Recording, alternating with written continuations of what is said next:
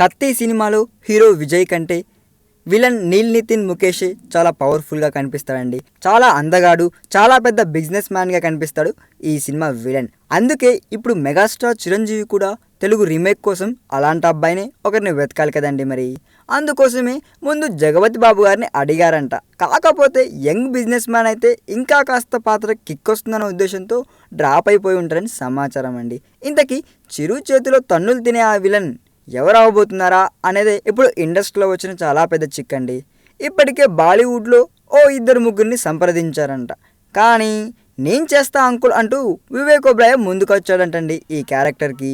ఆ మధ్యకాలంలో రక్త చరిత్ర సినిమాలో మల్టిపుల్ షేడ్స్ ఉన్న పాత్రలో తొలగించిన వివేక్ ఒబ్రాయ్ ఇప్పుడు తెలుగులో పెద్ద సినిమాల్లో విలన్ పాత్రలు చేయడానికి సన్నద్ధంగా ఉంటున్నట్లు ఎప్పుడో చెప్పాడండి. కాకపోతే సరైనడు సినిమాలో చేయమని అడిగినప్పుడు గ్రేట్ గ్రాండ్ మస్త్ షూటింగ్ కారణంగా చేయలేకపోయాడంట.